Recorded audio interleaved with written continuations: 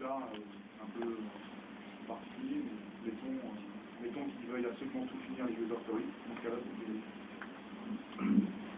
tu t'aperçois pendant que la user story que tu es en train de faire, en fait, c'est beaucoup plus de fonctions certainement pas.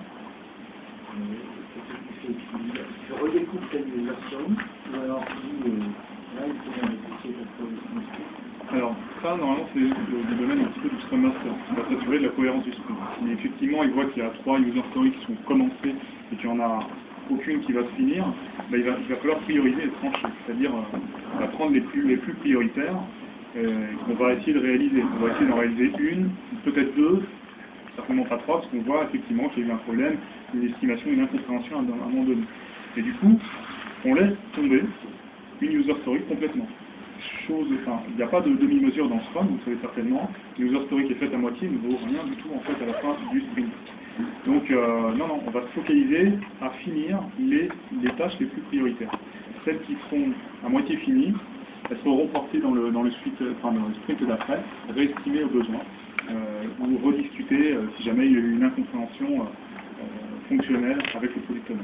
C'est une user story Ouais. Tu démarres comme ça, tu t'aperçois qu'en fait, tu peux un petit peu transformer ta user story en disant blindage devant, et le sprint suivant, tu feras le blindage arrière. Ouais.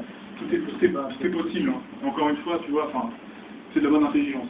Si tu sens que ça va être possible et que ton product owner n'est pas compliqué et puis qu'il n'y a pas d'autre chose sur le feu à côté, tu peux très bien en discuter. Écoute, on va faire la moitié avant, qui est la plus importante à notre sens, et la moitié arrière, peut-être qu'on la fera après dans le sprint d'après. Il n'y a pas réellement de réponse. En théorie, normalement, voilà, tu décales et après tu en discutes au sprint d'après. Normalement, au sprint planning d'après. Maintenant, la communication vaut mieux que suivre un sprint toutes les préconisations. Je vais prendre un autre cas. Ouais. Le technique a dit je vais faire un 2 roues motrices. Et puis le product owner, d'un seul coup, dans un sprint quelconque, il dit ah non, c'était finalement. Il en fallait 4. Donc, évidemment, ça remet en cause plein de trucs. Qui est responsable? Qui est responsable? Lui. Sauf que quand ça arrive avec des clients, évidemment, dans la vraie vie, les clients disent ah oui, mais attendez, l'état de l'art, vous auriez dû me le dire, il fallait faire un cascade. L'équipe est censée discuter en fait. Dès le début, pendant le sprint planning, elle dit mais vous voulez des 2 roues motrices, ok, pas de problème.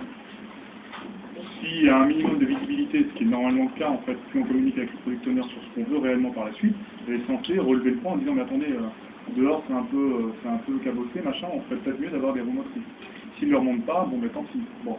Mais en l'occurrence, normalement, la personne qui est impactée et qui est responsable directement, c'est le product owner.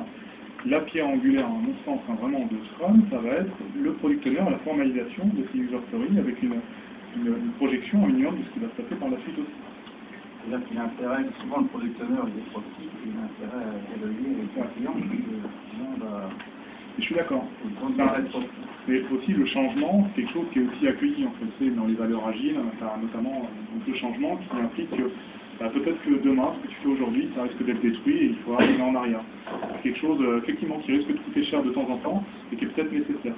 Et tu vois, les 2 roues motrices dont tu parles au début, qu'est-ce qui se passerait dans un projet plus classique? On les aurait peut-être spéqués au début, et puis on se serait aperçu qu'à la fin, au final, il aurait fallu avoir 4 roues motrices, ou peut-être au milieu. Dans tous les cas, ça aurait été un impair tout à fait cher.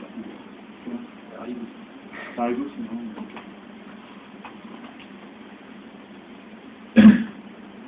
Une question? Merci à vous.